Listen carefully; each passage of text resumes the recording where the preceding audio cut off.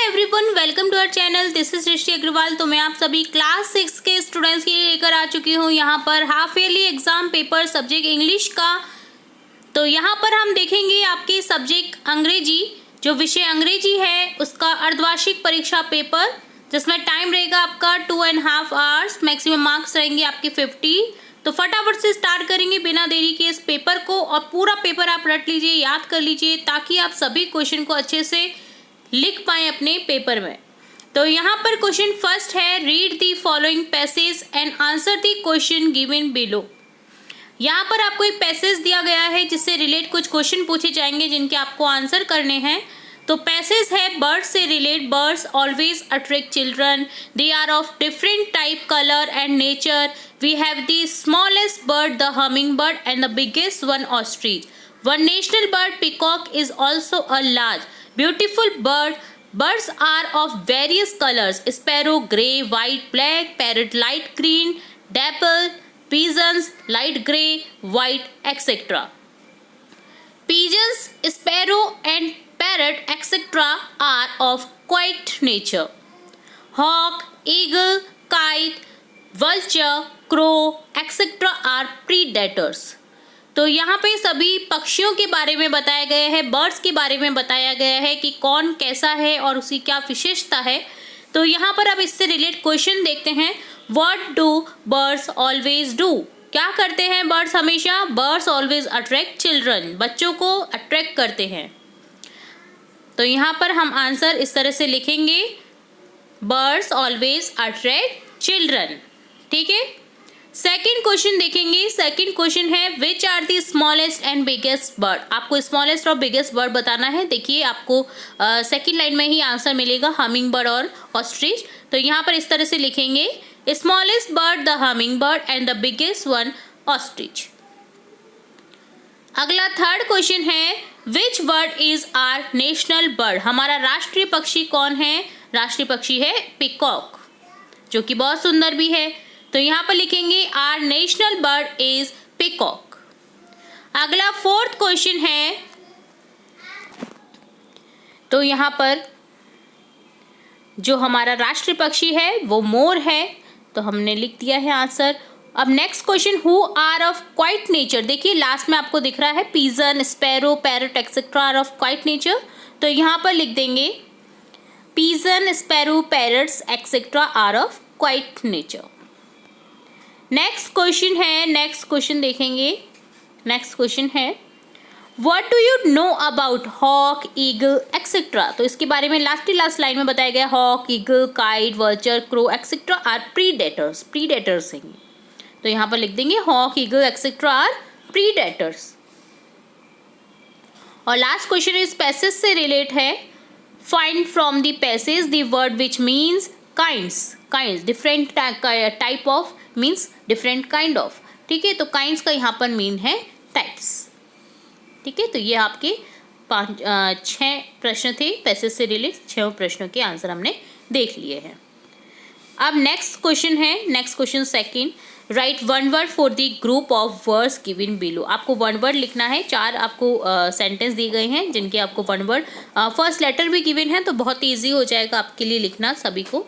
देखिए, the place we live in, वह place जहाँ पर हम रहते हैं वो होता है हाउस, HOUSE, हाउस यानी घर। The head of a village, village का हेड सरपंच, SARPANCH, सरपंच, गांव का मुखिया।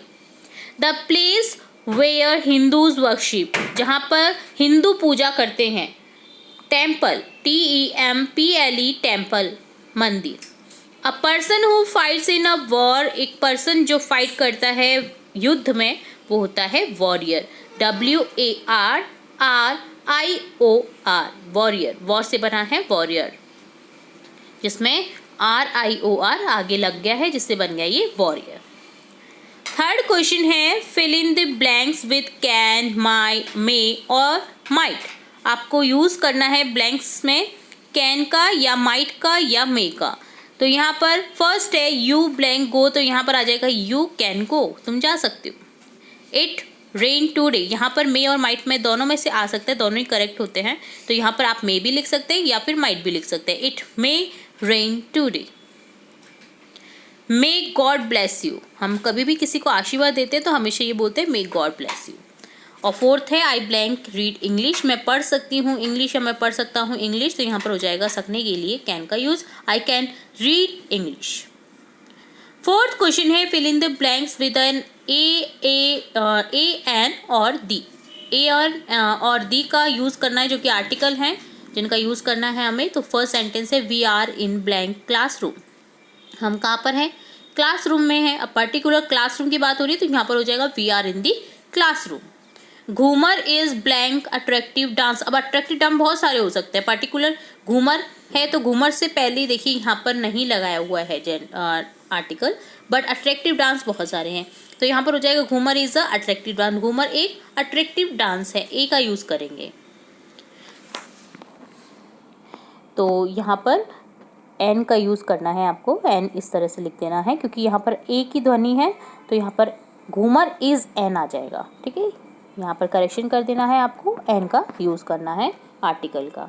ठीक है, अगला है do not cross the road at blank angle. अब यहाँ पर ये सेंटेंस गलत है, इस तरह से नहीं हो सकता है। 890 डिग्री एंगल इस तरह से होता है हमेशा जब भी क्रॉस करते हैं, या फिर इसके आगे क्या आएगा, यहाँ पर कुछ सेंटेंस बन नहीं रहा है, एंगल से रिलेट कुछ नहीं है।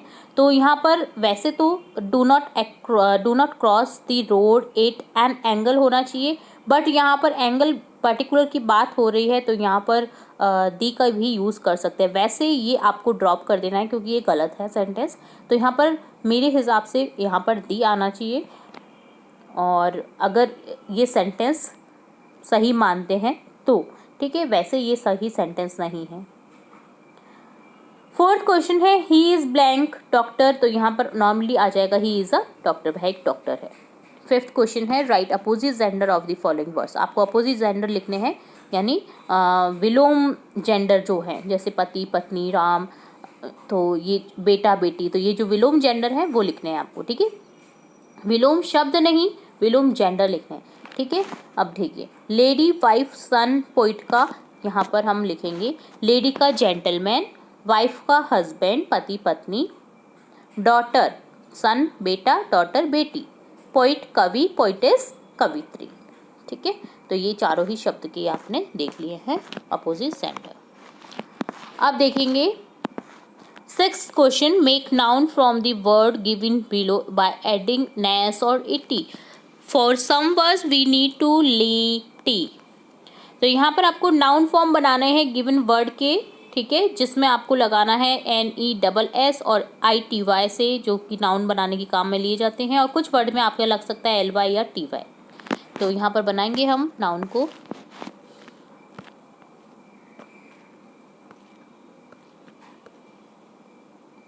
देखिए ऑनेस्ट का हो जाएगा ऑनेस्टी, TY लग जाएगा। सैड सैडनेस, काम calmness, cheerful cheerfully, sensitive sensitivity, kind kindness, active activity, bitter bitterly, great greatness, cruel cruelty cruelty.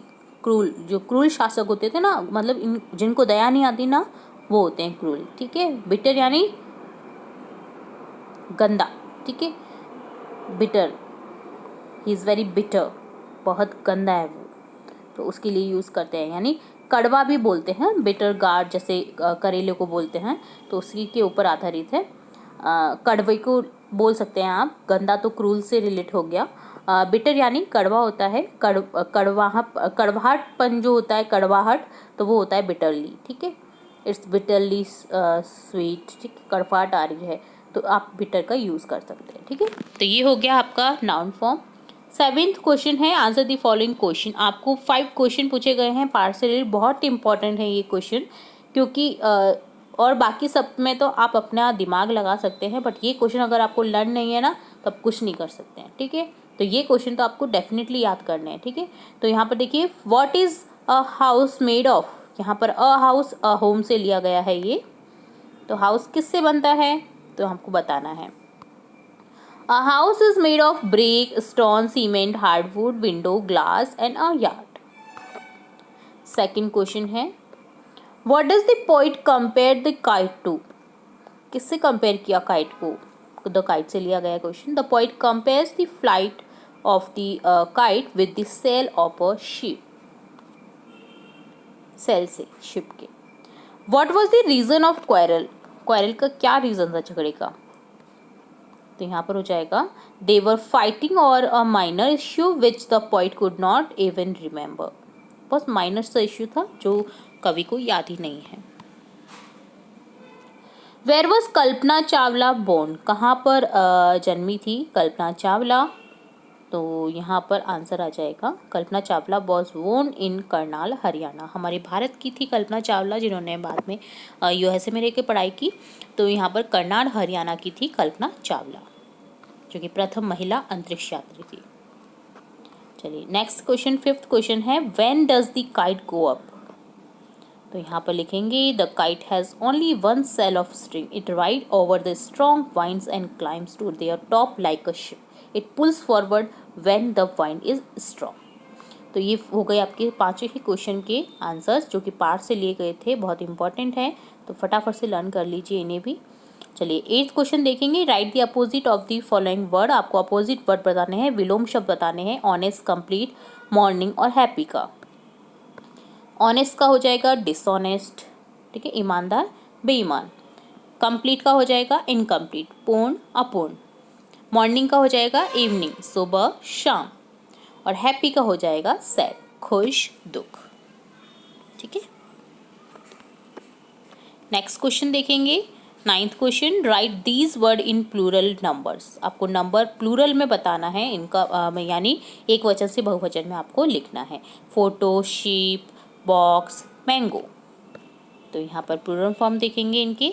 Photo का हो जाएगा फोटोज.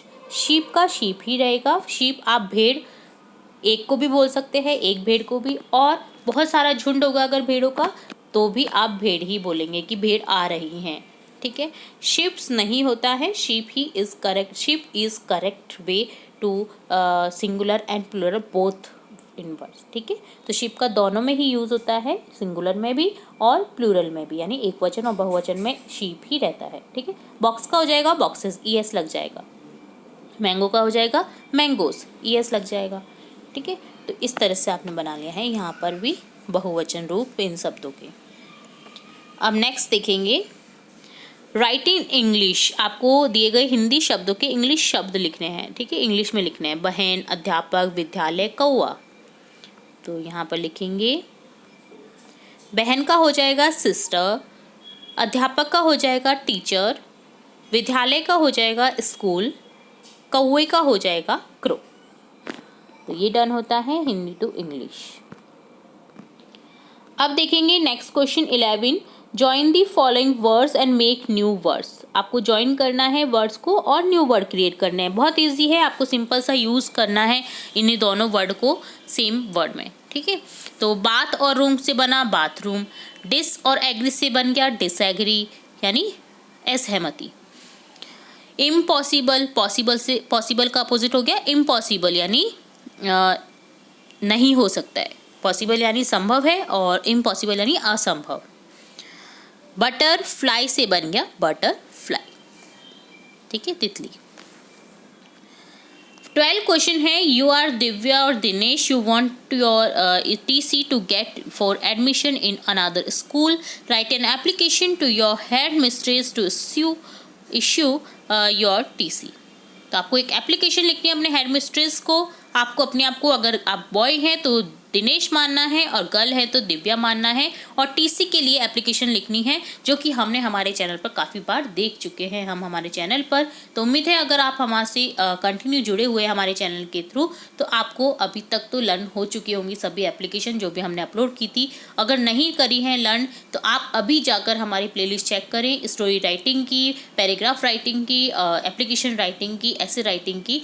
तो यहाँ पर एप्लीकेशन राइटिंग में आपको सभी सब्जेक्ट से रिलेटेड एप्लीकेशन मिल जाएंगी जो भी इंपॉर्टेंट रहती है आपकी कक्षा से रिलेट, आपकी एग्ज़ाम से रिलेट. तो आपको बहुत इजी लैंग्वेज में दी गई है, तो फटाफट से लर्न हो जानी है.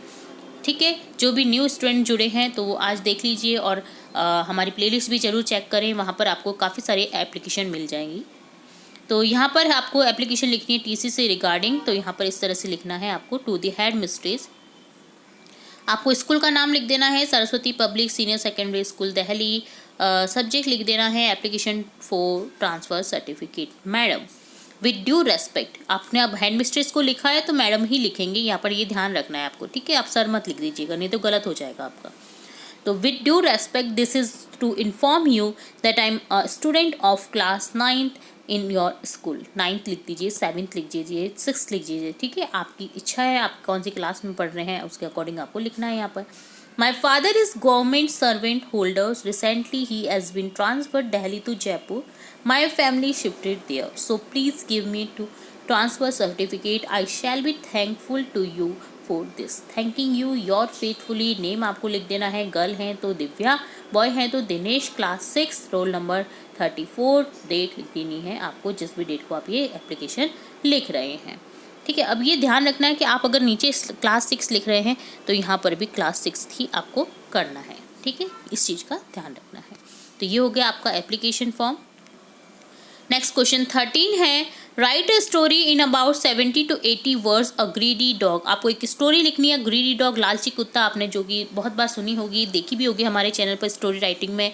तो यहाँ पर अगेन एक बार फिर से रिपीट करते हैं हम इस स्टोरी को, अ ग्रीडी डॉग की, जो कि बहुत अच्छी शिक्षा देता है। तो चलिए स्टार्ट करते हैं इस स्टोरी को। Once there was a dog. He was very hungry. He had stolen a piece of meat from a butcher's shop. Butchers जो कसाई होते हैं ना, उनकी शॉप से उसने एक मीट का टुकड़ा पाया। डॉग जो कि हंग्री था, भूखा था, ठीक है। एंड रेन अवे, और दौड़ गया। He had to cross to stream, वो क्रॉस कर रहा था स्ट्रीम को, नाले को। While crossing the bridge he look down into water. जब वो ब्रिज को क्रॉस कर रहा था ब्रिज से, तो उसने देखा पानी के अंदर नीचे। He saw his own reflection in the water. उसको नाले में क्या दिखाई दिया, पानी में क्या दिखाई देता, अपनी परछाई, तो उसे अपनी परछाई दिखाई दी। He thought that there was another dog with a piece of meat in the water. उसने सोचा कि एक another dog है, कोई दूसरा कुत्ता है जो कि मीट का टुकड़ा लेकर खड़ा है। अब उसकी क्या हो गया, he opened his तो उसे लालच आ गया कि वो उसको भी पाले, तो उसने क्या किया, he open his mouth to snatch that piece of meat. उसने अपना मुंह खोला उस पीस जो मांस के टुकड़ा था उसे पाने के लिए। As soon as he open his mouth इस piece of meat fell into the stream. जैसे ही उसने अपना मुंह खोला तो उसका जो मीट का टुकड़ा था वो गिर गया उस स्ट्रीम में, ठीक है। और उसे खाली हाथ ही जाना पड़ा। तो इससे मॉरल क्या मिलता है, ग्रीड इज कर्स, लालच बुरी बला है, ठीक है। लालच कभी नहीं रहना चाहिए, उसके पास अगर वो था तो उसे वो खाना चाहिए था, ठीक है। उस दूसरे के पीछे नहीं भागना चाहिए था। अब क्या हुआ, लालच के कारण वो उससे भी गंवा बैठा जो उसके पास था, ठीक है। तो ये हो गई स्टोरी अ ग्रीडी डॉग की। और लास्ट क्वेश्चन है आपका इस पेपर का, right question number 14, right a paragraph on my village और माय फैमिली। आपको पैराग्राफ लिखना है या तो मेरे गांव पर, माय विलेज पर, या फिर मेरा परिवार, माय फैमिली पर, ठीक है। यहाँ पर हम माय विलेज पर पैराग्राफ देख रहे हैं, आप मेरी फैमिली पर भी लिख सकते हैं। चलिए स्टार्ट करेंगे। The name of our village is Sonapur. It is in the district of Comilla. It is an old village. The village is at the eastern part of the district. A big canal flows from north to south. The canal divides the village into two. It is a large village. It is 2 miles long and 1 mile broad. 5,000 people live in this village. कितने रहते हैं, 5,000 लोग रहते हैं इस गांव में। There is a high school, 2 primary school, a post office and a union parishad bhavan in our village. Most of the people are farmer. ज़्यादा से ज़्यादा जो लोग हैं वो वहाँ पर किसान हैं। They grow paddy and jute. The Hindus and Muslims live here side by side. There are teachers, doctors and traders in the village. The village has good communication. A Pusa road connects the village with the district town. The canal makes the water communication easy. We get all the things in the village market. The market sits twice in a week. The village is improving day by day, we live in a happy life here, our is a good village, our village is a good village, मेरा गांव एक अच्छा गांव है। तो इसी तरह आप अपने गांव के बारे में बता सकते हैं। तो ये था माय विलेज पर पैराग्राफ, स्टोरी, एप्लीकेशन सभी देख लिए हैं। तो ये था आपका अर्धवार्षिक परीक्षा paper, half yearly exam paper subject English का, जिसमें हमने क्वेश्चन 1 से क्वेश्चन 14 तक कंप्लीट सॉल्यूशन देख लिया है। उम्मीद है आपको सभी क्वेश्चन के आंसर अच्छे से समझ आ गए होंगे, आप समझ चुके होंगे सभी क्वेश्चन को और लर्न कर चुके होंगे। अगर नहीं किया है तो एक बार फिर से रिपीट कर लीजिए वीडियो को और देख लीजिए, इसे स्टॉप कर करके देख लीजिए, ये लर्न कर लीजिए। तो इस तरह से डन होता है आपका ये कंप्लीट पेपर। इसी तरह हम और भी सब्जेक्ट्स के पेपर देखेंगे और भी इंपॉर्टेंट वीडियोस आपकी कक्षा से रिलेटेड देखेंगे। तो जुड़े रहें हमारे चैनल के साथ। वीडियो को पूरा देखने के लिए धन्यवाद।